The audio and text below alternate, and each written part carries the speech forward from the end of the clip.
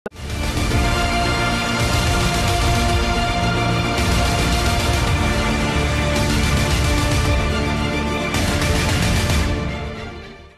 நண்பர்களே, சிறப்பு நேர்காணல் நிகழ்ச்சிக்கு வரவேற்கிறோம்.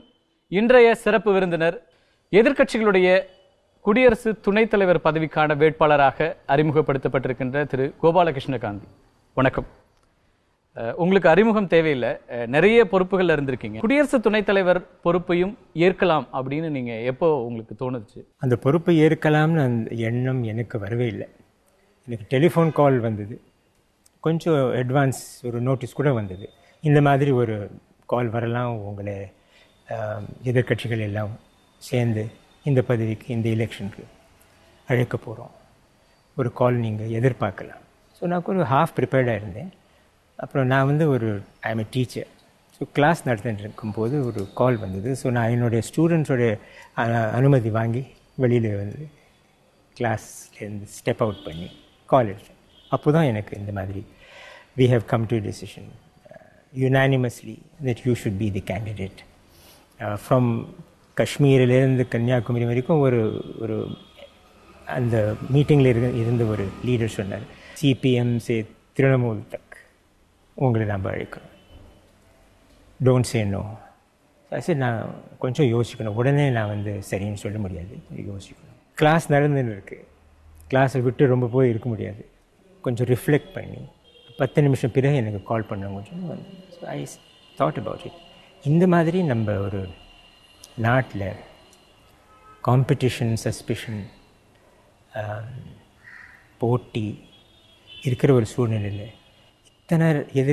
இத்தனை கட்சிகள் ஒன்றா கூடி ஒரு மதமாக என்னை கூப்பிட்டா நான் முடியாது, நான் வரப்போவது இல்லைன்னு சொல்கிறது சரியாக இருக்காது. It will be very arrogant to say no. So I said yes. 2012 Mamata ஒரு ப்ரப்போசல் இதே மாதிரி கொடுத்தாங்க. உங்களை குடியரசுத் தலைவர் பதவிக்கோ அவங்க முன்னிறுத்துகிற ஒரு சூழல் இருந்தது. அப்போது நீங்கள் அதை அக்செப்ட் பண்ணிக்காத ஒரு நிலை இருந்தது. இப்போது அக்செப்ட் பண்ணுறதுக்கான அப்போது கூட குடியரசுத் தலைவர் எலெக்ஷன், துணை தலைவருடைய எலெக்ஷன் வந்தது. அந்த மாதிரி ஒரு சூழ்நிலையில் என்ன ஆகுதுன்னா பல பல நேம்ஸ் கன்சிடரேஷன் வருது. அந்த பல நேம்ஸோடு என்னோடய நேமும் இருந்தது. அதான் நான் ஒரு ஸ்பெஷலாக என் பேர் தான் வந்தது, என்னை தான் கேட்டாங்க அப்படின்னு நான் சொன்னால் அது சரியில்லை. அது அது உண்மையும் இல்லை. I was one of the many being considered. பல காரணங்களாலே அது அப்போது என்னால் சரின்னு சொல்ல முடியல. அது அப்போ என்னால் பொதுவாக ஒரு கொஷின் இருந்துகிட்டே இருக்கிறது, குடியரசுத் தலைவர் பதவியோ அல்லது குடியரசு துணைத் தலைவர் பொறுப்போ எவ்வளோ தூரம் இங்கே ஆக்டிவாக செயல்பட முடியுது? அதிகாரங்கள் இருக்குது, ஆனால் செயல்பாட்டில் எவ்வளோ தூரம் கொண்டு வர முடியுதுங்கிற கேள்வி இருக்குது. அது ரொம்ப ஒரு நல்ல கேள்வி, ஒரு பெரிய கேள்வி. ஜனநாயகத்தில் பிரைம் மினிஸ்டர், சீஃப் மினிஸ்டர் அவங்க கையில் தான் பவர் இருக்குது, அவங்க கையில் தான் பவர் இருக்கணும். ஏன்னா அதுதான் ஜனநாயகம். தேர்ந்து வந்த லீடர்ஸ்க்கு கையில் தான் பவர் இருக்கணும், பொறுப்பு இருக்கணும். அதுதான் சட்டம், அதுதான் நம்ம கான்ஸ்டிடியூஷன். இன்னைக்கு பிரசிடெண்ட் ஏன், வைஸ் பிரசிடெண்ட் ஏன், கவர்னர் தேவையா, இந்த கேள்வியும் கேட்கலாம். நம்ம கான்ஸ்டிடியூஷனில் பவர் பிரைம் மினிஸ்டர், கேபினெட் கையில் இருந்தால் கூட ஒரு பிரசிடெண்ட்னு ஒருத்தர் இருக்கணும், வைஸ் பிரசிடெண்ட்னு ஒருத்தர் இருக்கணும். ஒரு ரொம்ப யோசனையோடு அந்த மாதிரி ஒரு ஏற்பாடு பண்ணியிருக்காங்க. அது பின்னாலே ஒரு எண்ணம் என்ன, ஒரு கொள்கை என்ன, பப்ளிக் எலெக்ட் பண்ணி கவர்மெண்ட் ஃபார்ம் பண்ணி ஒரு அமைப்பு கொண்டு வந்தால் அது ஒரு மேனிஃபெஸ்டோஸ் பேரில் ஆகுது.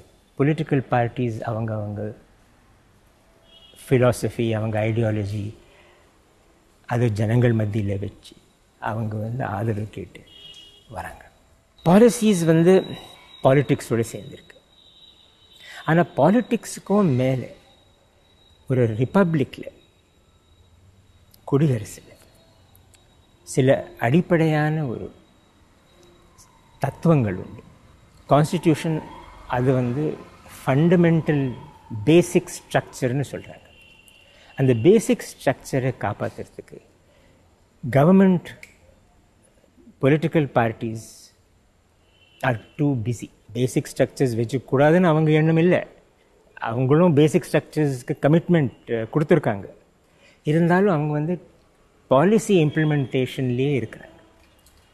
பேசிக் ஸ்ட்ரக்சர்ஸ்க்கும் அந்த பாலிசிக்கும் எப்போ அந்த இணைப்பு எப்படி இருக்கணும், எப்போ அந்த இணைப்பு லூஸ் ஆகிடுறது, எப்போ சரியாக இருக்குது, இதெல்லாம் ஒரு மேல் பார்வை கவர்னர், பிரசிடெண்ட், வைஸ் பிரசிடெண்ட் அவங்க அதுக்கு தான் இருக்காங்க. பாலிட்டிக்ஸ், பப்ளிக் பாப்புலாரிட்டி அதெல்லாம் பார்க்காம கான்ஸ்டிடியூஷனோட பேசிக் ஸ்ட்ரக்சர், கான்ஸ்டிடியூஷனோட வேல்யூஸ் காப்பாற்றுறதுக்கு இந்த கான்ஸ்டிடியூஷனல் பொசிஷன்ஸ். அப்படி காப்பாற்ற முடியுதாங்கிறத நான் கேட்குறேன். காப்பாற்ற முடியுறது, ஏன் முடியுறதுன்னு நீங்கள் கேட்டிங்கன்னா, பிரசிடெண்ட் ராஜேந்திர பிரசாத் டைம்லேருந்து இது வரைக்கும் பிரசிடெண்ட்ஸ் பப்ளிசிட்டி சீக் பண்ணாமல், கான்ஃப்ளிக்ட் கொண்டு வராமல், இந்த மாதிரி ஒரு பேச்சுவார்த்தையில் prime minister look, I am not comfortable with what you doing, I think you should reconsider அப்படின்னு சொன்னது பல உதாரணங்கள் இருக்குது. ஜவஹர்லால் நேருவுக்கு ராஜேந்திர பிரசாத் சொன்ன பல இன்ஸ்டன்சஸ் இருக்குது. ராதாகிருஷ்ணன் அதே போல் ஜவஹர்லால் நேருவுக்கு சொன்ன பல இன்ஸ்டன்சஸ் இருக்குது. ஏன் நம்ம popular president, beloved president Abdul Kalam presidents rule கொண்டு வரக்கூடாதுன்னு அந்த மாதிரி ஒரு அட்வைஸ் கொடுத்தாரு. சில சமயம் அந்த அட்வைஸ் கவர்மெண்ட்டாலே ஏற்றுக்க முடியல. ரொம்ப ஒரு வருத்தத்தோடு அவர் அப்ரூவ் பண்ணார். ஆனால் வருத்தத்தை தெரியப்படுத்தேன், எனக்கு பிடிக்கலை, இது சரியில்லைன்னு எனக்கு தோணுது, நீங்கள் 2-3 தடவை அது வற்புறுத்திருக்கீங்க, சரி நான் அப்ரூவ் பண்ணுறேன், but I am not happy with it. அது சொல்கிறதே போதும். கேபிட்டல் பனிஷ்மெண்ட் திரு கலாம் சொன்னதுனால நான் கேட்கிறேன். அவரோட பர்சனல் இன்ட்ராக்ஷன்ல இலங்கையில தமிழர்கள் ஒட்டுமொத்தமா கொல்லப்பட்ட போது அவருக்கு ஒரு வியூ பாயிண்ட் இருந்தது. அதுல பொதுமக்கள் கொல்லப்பட்டதுல அவர் ரொம்ப வருத்தப்பட்டாரு. அதுக்காக ஒரு ஸ்டேட்மெண்ட் கொடுக்கணும்னு ஆசைப்பட்டாரு. ஆனா நான் கடைசியில கொடுக்க முடியல அப்படின்னு இறங்கிட்டேன்.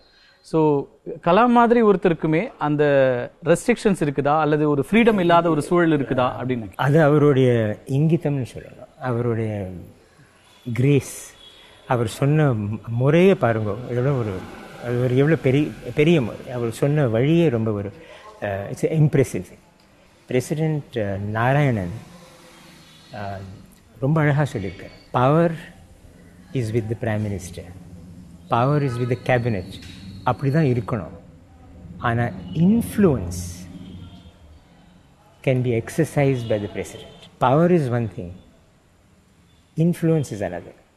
அண்ட் அந்த இன்ஃப்ளூயன்ஸ் கூட தன்னுடைய பர்சனல் வியூவை இம்போஸ் பண்ணுறதுக்காக இல்லை, பப்ளிக் ஒப்பீனியனோட பிரசிடெண்ட்டோடைய ஒப்பீனியனும் ஒன்றா ஒரு இன்ஃப்ளூயன்ஸ் கொண்டு வர போகிற ஒரு சூழ்நிலை வந்தால் அந்த இன்ஃப்ளூயன்ஸை கவர்மெண்ட் ஒப்போஸ் பண்ண முடியாது. பப்ளிக்கோட சென்டிமெண்ட்ஸ் நீங்கள் சொல்லுங்க, பல விஷயங்கள் இப்போ பார்த்தீங்கன்னா உணவு உட்பட பல விஷயங்களில் பப்ளிக் சென்டிமெண்ட்ஸ் ஒன்றா இருக்குது. அது ஒரு உரிமை சார்ந்த விஷயம், தனி மனிதர்களுடைய உரிமை, என்ன சாப்பிட்றது அப்படிங்கிறதுலேருந்து தொடங்கி பல விஷயங்கள். இதில் பப்ளிக் சென்டிமெண்ட்ஸோட குடியரசுத் தலைவரோ அல்லது துணை குடியரசுத் தலைவர் பொறுப்பில் இருக்கிறவங்க வெளிப்படையாக தங்களோட கருத்துக்களை சொல்ல முடியுதா, அல்லது அரசாங்கத்துக்கு இதை கன்வே பண்ண முடியுதான்னு நான் கேட்குறேன். கன்வே பண்ண முடியுது. பிரசன்ட் பிரசிடென்ட் எடுத்துக்கலாம், Pranab Mukherjee. Vigilantism is wrong. We have to be vigilant against vigilantism னு பிரசிடென்ட் பிரணப் முகர்ஜி சொல்லியிருக்காரு. அது எல்லாரும் நோட் பண்ணியிருக்காங்க. அது கவர்மெண்ட்டை ஒப்போஸ் பண்ணுற மாதிரி இல்லை. ஆனால் அவருடைய வியூ சொன்னார். அந்த வியூ கவர்மெண்ட் ஏற்றுக்காமல் இருக்க முடியாது. அந்த president vigilantism, we have to be vigilant against vigilantism அவர் சொன்னதும், பிரைம் மினிஸ்டர் சபர்மதியில் கவ் ப்ரொடெக்ஷன் பேரில் ஆன வயலன்ஸ் பற்றி பேசும்போது சொன்னது ரொம்ப ஒரே மாதிரி ஒரு டோனில் இருந்தது.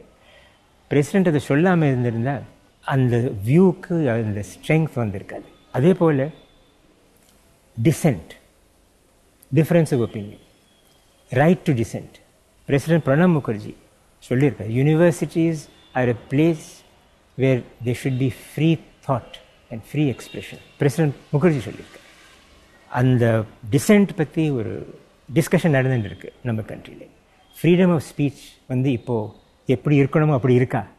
இல்லை, அப்படி இல்லை. இதே போல் ஒரு ஃபீலிங் ஆஃப் ஃபியர் இருக்கா? இருக்குது. பயந்து தான் பேசுகிறோமா? கொஞ்சம் அப்படி தான் இருக்குது. முன்ன மாதிரி எடிட்டோரியல்ஸ் எல்லாம் ரொபஸ்ட்டாக எழுதுக்க முடிகிறதா? அப்படி இல்லை. சூழ்நிலை கொஞ்சம் மாறினா மாதிரி இருக்குது. President right of dissent is இம்பார்ட்டன்ட்னு சொன்னால் அது ரொம்ப பெரிய விஷயம். அது டிசென்டர்ஸ்க்கு அதிலேருந்து எவ்வளோ ஒரு ஊக்கம், ஒரு ஆறுதல் வருது. பிரசிடெண்ட்ஸ் கான்ஃப்ளிக்ட் ஜோனில் இருக்க முடியாது. ஆனால் பிரசிடெண்ட் இன்ஃப்ளூயன்ஸ் ஜோனில் இருக்காது. வைஸ் பிரசிடெண்ட் வைஸ் பிரசிடெண்ட்க்கும் பிரசிடெண்ட்க்கும் ஆக்சுவலி வித்தியாசமே இல்லை. Vice president is the alter ego of the president. He is like a companion to the president. துணைத் தலைவர் இங்கிலீஷில் வைஸ் பிரசிடென்ட், தமிழில் துணைத் தலைவர்னு சொன்னால் அதுக்கு அது அர்த்தமே பாருங்கள் எவ்வளோ ஒரு ரிச் அர்த்தம். அது தமிழுடைய அது ஒரு மகிமை. துணைத் தலைவர்னா தலைவருக்கு துணை. It's a great position. ஏன் நான் இந்த கொஸ்டின்ஸ் ரைஸ் பண்ணுறேன்னா, நீங்கள் சொன்ன பல விஷயங்களை ஒட்டி தான் நிறைய பேருடைய கருத்துக்கள் இருக்குது. அப்புறம் மதச்சார்பின்மைக்கு ஒரு த்ரெட் இருக்கோ அப்படின்னு இப்போ பல பேரும் பேசுகிறாங்க. பல எல்லைகள்லேருந்து வந்தாங்க. குறிப்பாக எதிர்க்கட்சிகள் எல்லாமே அந்த விஷயத்தை முழுமையாக முன்வைக்கிறாங்க. ஒரு மெஜாரிட்டேரியன் ஒரு இதுக்குள்ளே போகிறோமா அப்படிங்கிற ஒரு கொஷின் வந்து ரைஸ் பண்ணிகிட்டே இருக்கிறாங்க. அந்த சூழலில் நீங்கள் வந்து ஒரு செக்குலரிசம் தொடர்ந்து முன்வைக்கிற ஒருத்தராக இருக்கீங்க. ஸோ இந்த டிஃப்ரென்சஸ்லேருந்து அந்த கேள்வி எழுப்புறேன் நான். உங்களால் இந்த விஷயங்களை எப்படி நம்ம வந்து ஹேண்டில் பண்ண முடியுன்ற அந்த நம்பிக்கை இருக்காது. கான்ஸ்டிடியூஷன் வந்து ஒரு அவசரத்தில் எழுதின டாக்குமெண்ட் இல்லை. அது ரொம்ப யோசனையோடு தயாரான டாக்குமெண்ட். பாபா சாஹேப் அம்பேத்கரோடைய தாட்ஸ் எல்லாம் அதில் போயிருக்கு. பாபா சாஹேப் அம்பேத்கரோடைய தாட்ஸில் மற்றவங்களுடைய தாட்ஸ் வந்திருக்கு. பெரியாரோட இன்ஃப்ளூயன்ஸ் ரொம்ப high, very high influence of Periyar. அந்த மாதிரி ஒரு தயாரான டாக்குமெண்ட்ல பிரசிடெண்ட், வைஸ் பிரசிடெண்ட் இருக்கணும், கவர்னர் இருக்கணும், கான்ஸ்டிடியூஷனல் அத்தாரிட்டிஸ் இருக்கணும். எலெக்ஷன் மூலமாக வந்த அத்தாரிட்டிஸ், பவர் வீல்டிங் அத்தாரிட்டிஸ் தவிர பார்ட்டி பாலிட்டிக்ஸ்க்கு மேலே, பார்ட்டி பாலிட்டிக்ஸ்க்கு அப்பாலேன்னு சொல்லுவாங்களே, அந்த மாதிரி வந்த ஆஃபீஸஸ் நிறைய இருக்குது.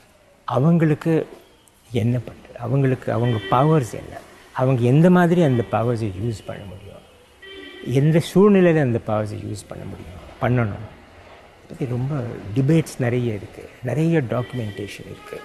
நீங்கள் வந்து குடியரசுத் தலைவருக்கு தனிச் செயலராக இருந்திருக்கீங்க. பல எக்ஸ்பீரியன்சஸ் இருக்குன்னாலும் கூட ரொம்ப முக்கியமாக எதிர்க்கட்சிகள் தரப்புலேருந்து சொல்கிறதுல எளிமை, ரெண்டாவது மதச்சார்பின்மைக்கான ஒரு அதை காப்பாற்றக்கூடிய இடத்துல ஒருத்தராக இருக்க முடியும், அதனால நாங்கள் இவரை வந்து கேண்டிடேட்டாக கொண்டு வரோம் அப்படின்னு ஒரு இது வைக்கிறாங்க. அப்போ அந்த சேலஞ்சஸ் உங்களுக்கு எப்படி இருக்கும்னு நீங்கள் எதிர்பார்க்குறீங்க? என்னுடைய குவாலிட்டிஸ், அட்ரிபியூட்ஸ், டிஃபெக்ட்ஸ் அதை பற்றி அது வரும். அது சைடில் ஒரு நிமிஷம் வச்சுக்கலாம். நிச்சயமாக கேண்டிடேட்ஸில் அதுவும் ஒரு பார்ட்டாக தான் யோசிச்சிருக்காங்க தான். ஆனால் நீங்கள் மறுத்தாலும் காந்தியினுடைய பேரனாகவும் திரு ராஜாஜியோட பேரனாகவும் பார்க்கப்படுவீங்க. நீங்கள் அதை பார்த்து உங்களை மதிப்பிடக்கூடாதுங்கிறது உங்களுடைய பார்வையாக இருக்குன்னாலும் கூட கேண்டிடேட்ஸ்னு வரும்போது அதையெல்லாமும் அவங்க பார்த்துருக்காங்க. ரைட் தான். பட் அது வந்து நான் அப்படி இல்லைன்னு நான் சொல்லலை. ஆனால் அது அந்த பாயிண்ட்டுக்கு வரதுக்கு முன்னே இன்னொரு முக்கியமான பாயிண்ட் சொல்ல வேண்டியது என்னென்னா, an independent person should be the president, the vice president.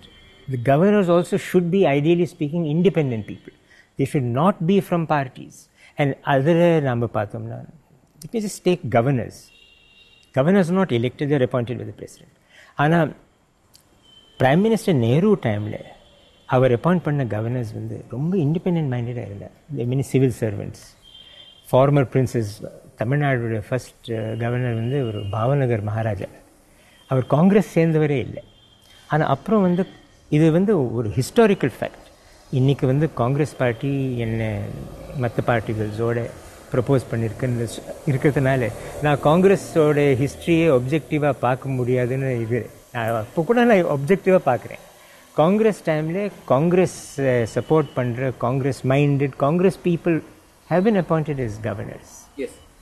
அதே போல் இப்போ கூட அதே மாதிரி தான் ஆயிருக்கு. இப்போ அது பொலிட்டிக்கல் அப்பாயின்மெண்ட்டாகவே மாறி political appointments of governors have taken place for many years.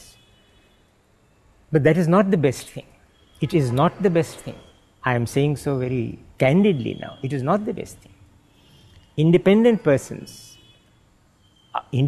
இல்லைன்றது இல்லை, நிறைய இண்டிபெண்டன்ட் பர்சன்ஸ் இருக்காங்க. Teachers, engineers, writers, they can all be very good governors. Some of them have become governors. Similarly, take, of course, Rajendra Prasad freedom struggle இருந்தார். ஆனால் அவர் என்னைக்கு president ஆனாரோ அன்றைக்கி அவர் காங்கிரஸோட அவருடைய தொடர்பு ஒரு மாதிரி அது ஹிஸ்ட்ரியில் போயிடுது. Radhakrishnan, he was a teacher. Zakir Hussain, he was a teacher. Abdul Kalam, he is a scientist. Vajpayee sir பாராட்டணும். இந்த மாதிரி ஒருத்தர் அவர் திரு அப்துல் கலாம் தவிர்த்து மற்ற எல்லாமே ஹிஸ்டரியா தான் இருக்கு. 50 ஆண்டுகளுக்கு முன்னாடி இதெல்லாம் நடந்திருக்குன்னு நம்ம சொல்ல வேண்டியது தவிர இப்போ அப்படி இல்லையேன்னு இயங்கக்கூடிய ஒரு சூழல் தான் இருக்கு. பிரசிடென்ட் வைஸ் பிரசிடென்ட் பொலிட்டிக்கல் பேக்ரவுண்ட்லேருந்து வந்தால் பிரசிடென்ட் வைஸ் பிரசிடென்ட் அந்த பதவி ஏற்றின உடனே அந்த பொலிட்டிக்கல் பேக்ரவுண்டை மறந்துவிடணும்.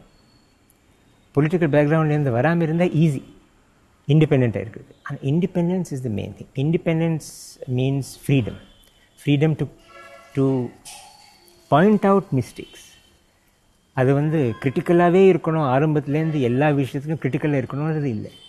ஆனால் அந்த ஒரு நீங்கள் பண்ணுறது அவ்வளோ முறையில் அவ்வளோ சரியில்லைன்னு சொல்கிறதுக்கு ஒரு மாரல் அத்தாரிட்டி இருக்கணும்.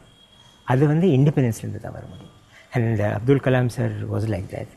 கலாம்கே நிறைய விமர்சனங்கள் இருக்குது. அவர் குஜராத் ரயாட்ஸ்க்கு பிறகு பிரசிடெண்ட்டாக வர்றாங்க, ஆனால் அதுக்கு பிறகு அதை பற்றின ஒரு பெரிய எந்த கொஷினையோ அல்லது அழுத்தத்தையோ அவர் கொடுத்துருக்கணும், ஆனால் அவரால் முடியலையா அப்படிங்கிற அந்த விமர்சனங்கள் எல்லாமும் எனக்கு வந்து ஐ ஹேட் தி ப்ரிவிலேஜ் 2 பிரசிடென்ட்ஸோட அவங்க ஆஃபீஸ்லேயே நான் வந்து செக்ரட்டரியாக இருந்தேன். Joint secretary to president Venkataraman and secretary to president Narayanan. They were both very independent people. President Venkatraman was a congressman. All his life he was a congressman. இருந்தாலும் அவரோட டைமில் தான் ஐ ரிமெம்பர் இந்த 1989 எலெக்ஷன்ஸில் ராஜீவ் காந்தியோட கவர்மெண்ட் சேஞ்ச் ஆகி விபி சிங்கோட கவர்மெண்ட் வரும்போது அவர் ஒரு second கூட அதை பற்றி அவர் he did not take 1 second to decide what he should do. Single largest பார்ட்டியை முதல்ல கூப்பிடணும், அதுதான் காங்கிரஸ். சிங்கிள் லார்ஜஸ்ட் பார்ட்டியே கூப்பிட்டா they will not be able to form a government. ஏன்னா அசம்பிளியில் சப்போர்ட், இப்போ பார்லிமெண்ட்டில் சப்போர்ட் இருக்காது. சிங்கிள் லார்ஜஸ்டாக இருந்தாலும் மொத்தத்தில் இது. ஆனால் அவர் முறைப்படி ராஜீவ் காந்தி தான் முதல்ல கூப்பிட்டார். ராஜீவ் காந்தியோட நேர்மை பாருங்க. Sir, I do not have the power, I do not have the strength, I cannot form the government. அவர் க்ளீனாக சொல்லிட்டார். அதுக்கப்புறம் படிப்படியாக செகண்ட் லார்ஜஸ்ட், தேர்ட் லார்ஜஸ்ட் அப்படி விபி சிங் அவர் ஸ்வேரிங் பண்ணார். அவருடைய ஆர் வெங்கட்ராமனுடைய clean method of government formation, அது வந்து it's shining example of what a president should do at the time of change of government transition. President Narayanan அவர் வந்து காங்கிரஸ்லேருந்து மினிஸ்டராக இருந்தார். ஆனால் எசென்ஷியலி அவர் வந்து he was a diplomat and a scholar. So அவர் வெரி இண்டிபெண்டன்ட் மேன்.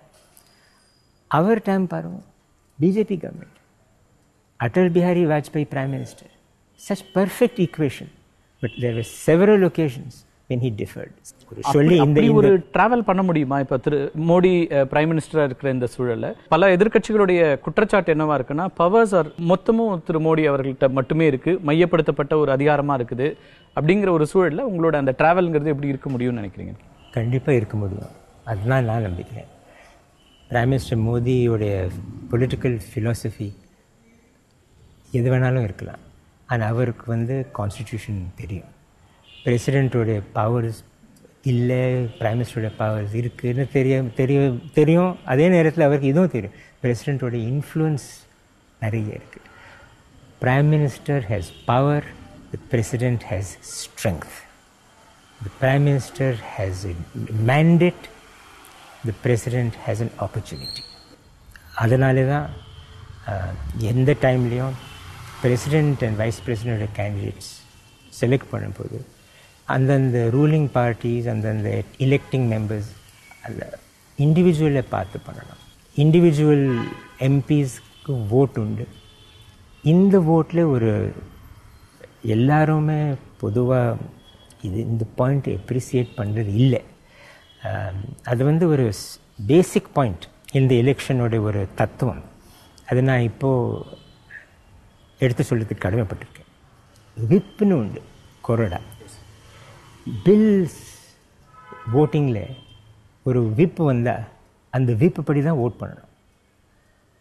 ஆனால் பிரசிடெண்ட் எலெக்ஷனில், vice president election, there is no whip. What does that mean? அது வந்து பை மிஸ்டேக் அது விட்டுட்டாங்களா? இல்லை. There is no whip and it is a secret ballot. What does it mean? You are an MP. You are voting as an MP, not as a party man. Party may say this is my candidate, but you vote according to your manasakshi, conscience. Conscience is அந்த word இருக்கு, அதை வந்து லூஸாக use பண்ணக்கூடாது. அந்த conscience வந்து அது வந்து ரொம்ப பெரிய கம்பீரமான விஷயங்களில் தான், மொராலிட்டி பாயிண்ட்ஸில் தான் யூஸ் பண்ணணுன்றது நம்ம அப்படி அது கரெக்ட் தான்.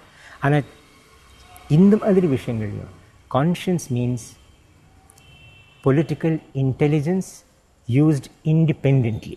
அதுதான் கான்ஷியன்ஸ், அதுதான் சீக்ரெட் பேலட். இன்னைக்கு இருக்கிற அரசியல் சூழல்ல அப்படிலாம் இருக்காங்களா? ஏன்னா நீங்க ரொம்ப ஒரு ட்ரீம் வேர்ல்டுல இருக்கீங்க, ஆர் உங்களோட உலகத்திலேயே நீங்க இருக்கீங்களோ அப்படின்னு எனக்கு தோணுது. ஒரு மனசாட்சிப்படி வாக்களிக்கிறது அப்படிங்கிறது வந்து இன்னைக்கு மிகப்பெரிய ஒரு கேள்வியா இருக்கு. இன்னைக்கு வாக்களிக்கிற முறை அல்லது இன்னைக்கு இருக்கிற அரசியல் நடைமுறைங்கிறது முழுக்க முழுக்க கட்சி சார்ந்த அரசியல் நடைமுறையாக தானே மாறி இருக்கு. இந்த மாதிரி ஒரு தத்துவங்களோட சேர்ந்து ட்ரீம் பண்ணுறது வந்து அந்த உரிமை மனிதனின் உரிமை. நிச்சயமா இருக்கு. ட்ரீமே பண்ணாத ஒரு சொசைட்டி வேல்யூலெஸ் சொசைட்டி. ட்ரீமே இல்லாமல் இருந்தால் அந்த சொசைட்டிக்கு எதிர்காலமே இல்லை. அண்ட் ஐ திங்க் பிரசிடென்ட் கிரியோட காலம் ரொம்ப பழைய காலம், 69 விஷயம். அண்ட் அவர் வந்து கான்ஷியன்ஸ் ஓட்டுன்னு சொன்னார். இந்திரா காந்தியோட கான்ஷியன்ஸே அவர் வந்து குலுக்கினார். ஓட்டு வந்து ஸ்ப்ளிட் ஆச்சு. ஸ்ப்ளிட் ஆகணும்னு நான் சொல்லலை. எம்பிஸ் வந்து அவங்க பார்ட்டியோடைய தர்மத்தை மீறி பார்ட்டியை உடைக்கணும்னு நான் சொல்லலை. நான் சொல்கிறது ரொம்ப சிம்பிள். இண்டிவிஜுவலை பார்த்து ஜட்ஜ் பண்ணி ஓட் போடுங்க. அதில் ஒரு இப்போ வந்து வேட்பாளராக உங்களை தேர்ந்தெடுக்கணும், அதுக்கான வாய்ப்புகள் இருக்குன்னு நினைக்கிறீங்களா? இப்போ ஆளும் கட்சியும் சேர்த்து எதிர்கட்சிகள் எல்லாரும் சேர்ந்து ஒரு 18 கட்சிகள் இன்னைக்கு உங்களை முன்னிறுத்திருக்காங்க. இப்படியான சூழலில் இன்னும் ஆளுங்கட்சியிலிருந்து ஒரு வேட்பாளர் இன்னும் அறிவிக்கப்படலை. அதுக்கான கன்சிடரேஷன் இருந்தாலும் கூட நீங்கள் சொல்கிற இந்த மனசாட்சிப்படி அல்லது இந்த தேர்தல்ங்கிறது இப்படி தான் நடந்தால் நல்லது, நீங்கள் வந்து இண்டிவிஜுவல்ஸாக நான் பொலிட்டிக்கலாக இருக்கிற ஒருத்தரை வந்து ப்ரப்போஸ் பண்ணுங்க அப்படின்ற உங்களுடைய விஷயங்களை முன்வைக்கிற பதி. Very good question. நான் பொலிட்டிக்கல் இண்டிபெண்ட் பர்சனாக இருக்குது ரொம்ப ஐடியல். பொலிட்டிக்கலாகவும் ஒரு இண்டிபெண்ட் இருக்கலாம். நான் பொலிட்டிக்கலாக இருந்தால் எல்லாரும் நான் பொலிட்டிக்கல் இருந்தால் அது வந்து பெஸ்ட்டுன்னு சொல்ல முடியாது. இண்டிவிஜுவலை பொறுத்திருக்கு. பொதுவாக அந்த இண்டிவிஜுவலோட எக்ஸ்பீரியன்ஸ், அந்த இண்டிவிஜுவலோட கனம் என்னன்னு பார்த்து தான் போகணும். கான்ஷியன்ஸ் படி சீக்ரெட் பேலட்டில் ஓட் பண்ணுறது பார்ட்டியோடைய டிசிப்ளினை உடைக்கிறது இல்லை, கான்ஸ்டிடியூஷனுடைய தத்துவத்தை ஆதரிக்கிறது.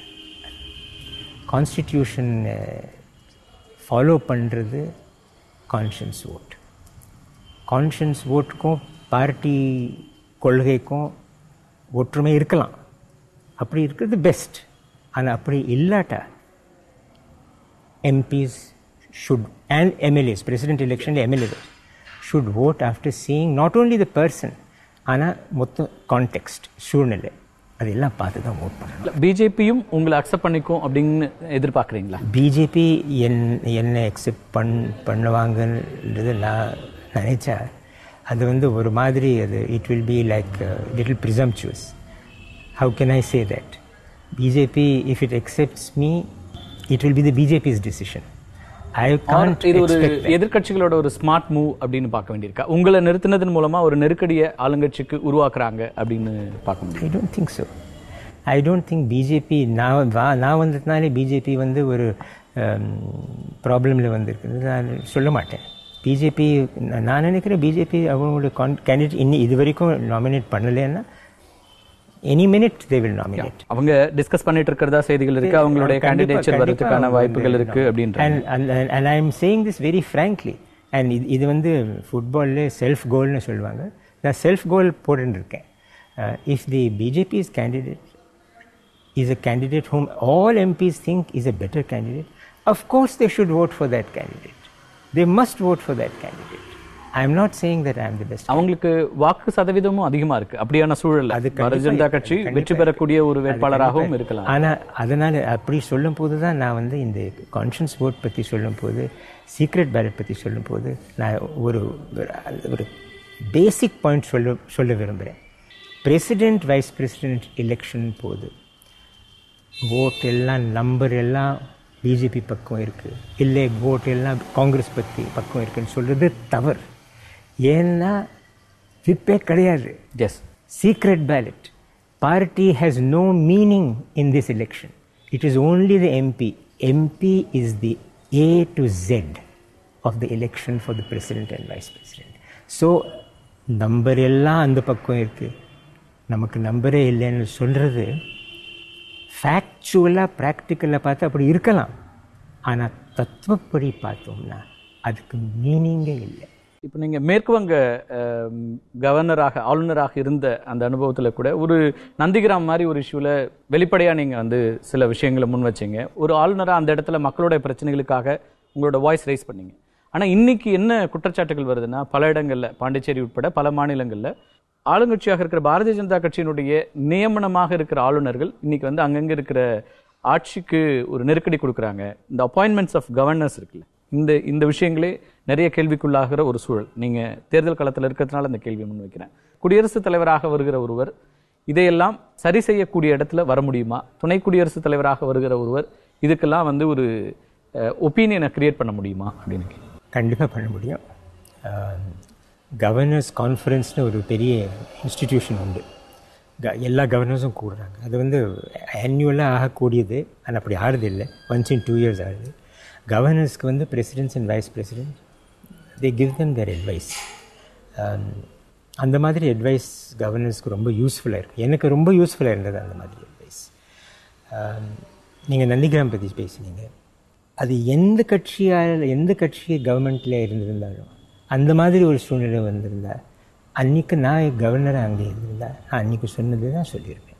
அது ஒரு பர்டிகுலர் பார்ட்டியை நான் வந்து ஒரு டார்கெட் பண்ணி அந்த மாதிரி சொல்லுவேன். அண்ட் அது இப்பவும் புரியுது. 2 கட்சிகளுமே இன்னைக்கு உங்களை ஆதரிக்கிறாங்க. அங்கே ஆளுங்கட்சியாக இருந்த எதிர்கட்சியாக இருக்கிற 2 கட்சியுமே ஆதரிக்கிறாங்க. எனவே அவங்க அந்த இஷ்யூ பேஸ்டாக நீங்கள் பார்த்துருக்கீங்கன்றதாக அவங்களோட புரிதல் இருக்கு. ஐ திங்க் அதோடைய it just shows this that அந்த கவர்னரோட மோட்டிவ் என்னன்றது எல்லாருக்கும் தெரிஞ்சது. அந்த மோட்டிவ்லேயே வந்து ஒரு எஜெண்டா இருக்கலை,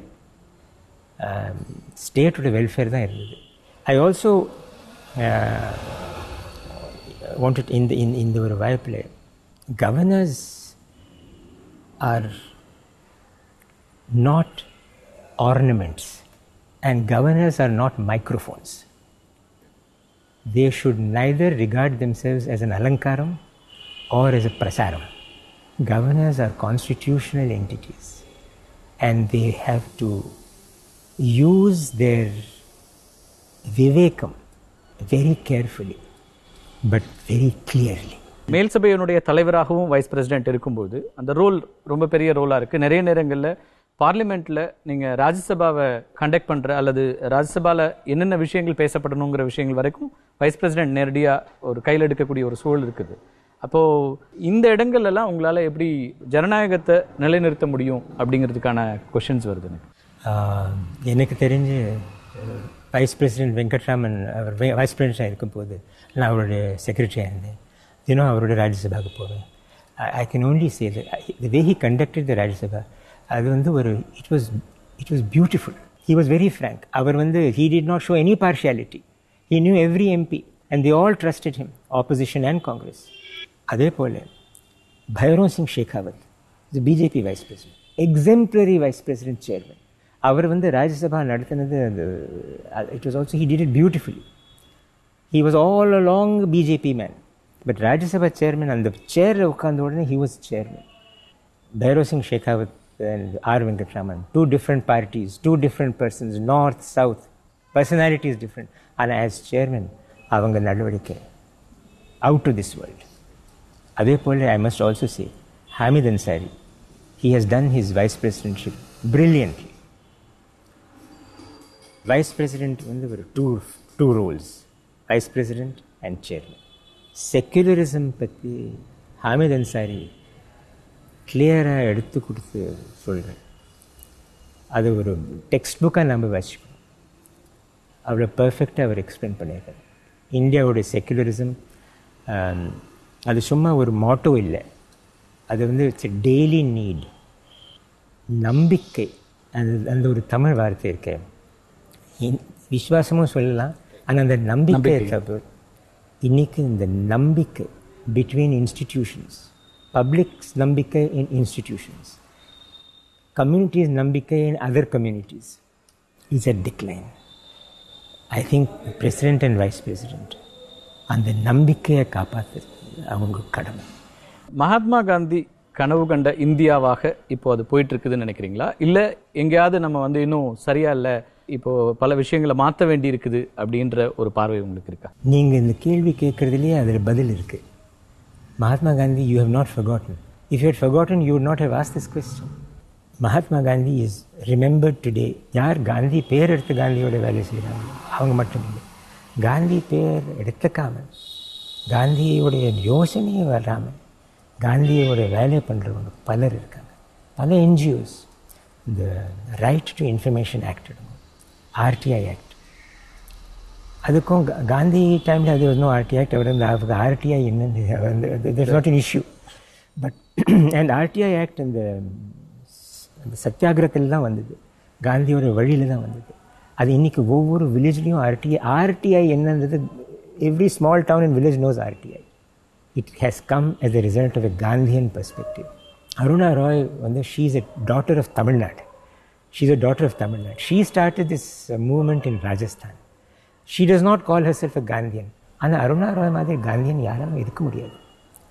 மேதா பட்கரோடைய ஆந்தோலன் காந்தியன் ஆர்கனைசேஷன்ஸ். இன்றைக்கி நீங்கள் பாருங்க, கொடைக்கானலில் அந்த மெர்க்குரி என்வாயரன்மெண்டல் பொல்யூஷன் அதை எதிர்த்து போராட்டம் நடத்தல, காந்தி பேரை எடுக்கலை. ஆனால் காந்தியன் ஒர்க் தான். It was a Gandhian action. And அது ஃபைனலி சுப்ரீம் கோர்ட்டில் போய் ஜெயிச்சிருக்கு. And also take vigilantism. இந்த மாதிரி விஜிலாண்டிசமே எதிர்த்து பேசுகிறவங்க காந்தி பேரை எடுக்கிறாங்க. இது தப்பு, இப்படி ஆகக்கூடாதுன்னு சொல்லுவோம். They're doing Gandhi's work. And finally I want to say what is most important. Farmers agitation in India, agrarian distress is a very real matter. அவங்களுடைய சத்தியாகிரகம் has worked. Take Maharashtra and Madhya Pradesh. அவங்க movement வந்து because it was a genuine movement. அது வந்து ஒரு சத்தியாகிரகம், சத்தியன்னா அது உண்மை தானே, அது ஒரு உண்மையான ஒரு ப்ராப்ளம். அந்த உண்மையான ப்ராப்ளமே அவங்க வந்து ஒரு போராட்டமாக கன்வெர்ட் பண்ணி தன்னுடைய டிமாண்ட்ஸை ஃபைனலி கவர்மெண்ட்டை அக்செப்ட் பண்ண வச்சது is a Gandhian victory. Gandhi பேரை அவங்க எடுக்கலை, அதை பற்றி நம்ம காந்தியோட வேலைன்னு நம்ம நினைக்கல. ஆனால் it was Gandhi's work.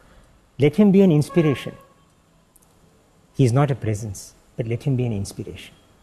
And I would also say, I am not comparing people. People are not comparable.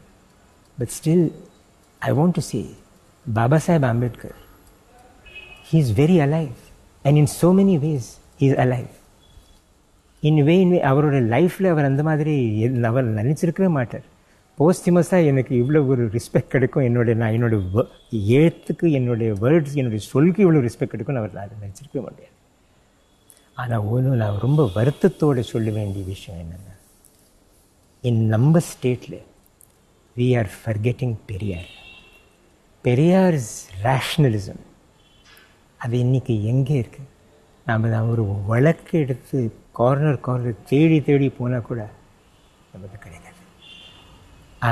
பெரியாருடைய வியூஸோடு நான் வந்து எக்ரிமெண்ட்டில் இருக்கேன் 100%. நான் அப்படி சொல்லலை. ஆனால் அவருடைய ரேஷ்னலிசம், பகுத்தறிவு கொள்கையில் உங்களோட அந்த ஒப்புதல் இருக்கு. நிறைய அது இப்போ எங்க இருக்குன்னு தெரியலன்றீங்க. I miss the original impulse of the Dravidian movement keenly in our state. Our Dravidian parties have done a great deal of work which is to be admired. Reservation in our state is a national example. அது வந்து we have to accept that. Similarly, midday meal scheme for children, Kamarajar ஆரம்பிச்சது, எம்ஜிஆர் அது வந்து expand பண்ணுது. It's every state in India has copied Tamil Nadu. இருந்தாலும் Dravidian மூவ்மெண்ட்டோட unity இன்னைக்கு I miss that. I think I am not saying that 2 party system தான் இருக்கணும்னு நான் சொல்லலை. Congress and Dravidian movements 2 party இருக்கணும்னு அந்த மாதிரி நான் சொல்லலை. அப்படி இருந்தால் அது சில பெனிஃபிட்ஸ் இருக்குது. ஆனால் my main point is the Dravidian elements being scattered and divided is not good for India, because the federal policy, federal outlook advocate பண்றதுக்கு ஒற்றுமை வேணும். தமிழ்நாடு Dravidian movement ஒரு ஒற்றுமை வேணும். And I think ராஜ்யசபாவில் கவுன்சில் ஆஃப் ஸ்டேட்ஸில் ஸ்டேட்குள்ளே என்ன டிஃப்ரென்சஸ் இருந்தாலும் ராஜ்யசபாவில் ஃபெடரல் இஷ்யூஸில் all the voices of Tamil Nadu should be one. இல்லை, அந்த ஃபெடரல் செட்டப்கே இப்போ ஒரு த்ரெட் வந்திருக்குங்கிறது தான் எல்லாருமே பார்க்குறாங்க. அப்படி நீங்கள் பார்க்குறீங்களா? ஒரு ஃபெடரலிசம் அப்படிங்கிறது வந்து இப்போ ஒரு கேள்விக்குள்ளாக இருக்கா? அதில் ஒரு மிக்சிங் அப் ஆஃப் இஷ்யூஸ் ஆயிருக்கு. Central government should be a strong கவர்மெண்ட்ன்றது எல்லாருடைய ஒரு அபிப்பிராயம். அதை நானும் ஒத்துக்கிறேன். But central government should be strong in the areas in which it is meant to be strong. Central government should be ஸ்ட்ராங்னு நம்ம சொன்னோம்னா ஃபெடரல் பிரின்சிபல்ஸை வந்து மறந்து விடணும்னு இல்லை. இப்போ எல்லாமே ஒரே நாடு, ஒரே வரி, ஒரே மொழி அப்படின்னு மாறிட்டு இருக்கிற சூழலில் ஃபெடரல் அப்படிங்கிற அந்த கான்செப்டுக்கு ஒரு பெரிய த்ரெட் இருக்கா அப்படிங்கிறது தான் இங்கே கேள்வி. ரொம்ப குறிப்பாக தமிழ்நாட்டிலேருந்து நீங்கள் சொன்ன திராவிடியன் மூவ்மெண்ட்லேருந்து அப்படியான கொஷின்ஸ் வந்து வருது. யூனிட்டிக்கும் யூனிஃபார்மிட்டிக்கும் ரொம்ப வித்தியாசம் உண்டு. யூனிட்டிக்கு தமிழில் என்ன சொல்லுவோம்? ஒற்றுமை. யூனிஃபார்மிட்டிக்கு என்ன வார்த்தை இருக்கும்? ஒரே தன்மையாக இருக்கிறது. ஒரு டிஃப்ரென்ஸையே ரெக்கக்னைஸ் பண்ண முடியாமல் ஒரே மாதிரி ஒரு ஃப்ளாட்டாக ஒரு டிஃப்ரென்ஸே தெரியாமல் மொனாட்டனஸாக இருக்கிறது யூனிஃபார்மிட்டி. யூனிட்டிக்கும் யூனிஃபார்மிட்டிக்கும் ரொம்ப டிஃப்ரென்ஸ் இருக்குது. இந்தியாவுக்கு யூனிட்டி தேவை, யூனிஃபார்மிட்டி இல்லை. யூனிஃபார்மிட்டின்னு சொல்லணும்னா no recognition of difference, no recognition of variety. That is not unity. Unity is when differences come together. Uniformity is when differences are eliminated. ஒரே தன்மைங்கிறத விட ஒற்றுமைங்கிறது ரொம்ப முக்கியம் அப்படிங்கிறது தான் உங்களோட பாயிண்ட் ஆஃப் வியூல இருந்து இருக்குது. என்னோட பாயிண்ட் ஆஃப் வியூ மட்டும் இல்லை, பலரோட point of view. India needs unity, not uniformity. நீங்கள் திராவிட இயக்கங்கள் பற்றி சொன்னதுனால தமிழ்நாட்டை பொறுத்த வரைக்கும் திராவிட இயக்கங்களால் தான் தமிழ்நாடு சீரழிஞ்சிருச்சு அப்படின்னு ஒரு பெரிய கேம்பெயின் தொடர்ந்து முன்வைக்கப்பட்டிருக்கு கடந்த 2-3 வருடங்களில். அப்படி நீங்கள் பார்க்குறீங்களா? நம்ம பப்ளிக் லைஃப்பில் கான்ட்ரிபியூஷன்ஸ் பல இடங்கள்லேருந்து வந்திருக்கு. காங்கிரஸோட கான்ட்ரிபியூஷன் ஃபேண்டாஸ்டிக் கான்ட்ரிபியூஷன். அது ஹிஸ்ட்ரி அது மறக்க முடியாது. ஃப்ரீடம் ஸ்ட்ரகிளில் மட்டும் இல்லை, போஸ்ட் ஃப்ரீடம் ஸ்ட்ரகிளோட I think Kamaraj's chief ministership was a golden era, and Kamaraj himself, he was a national figure.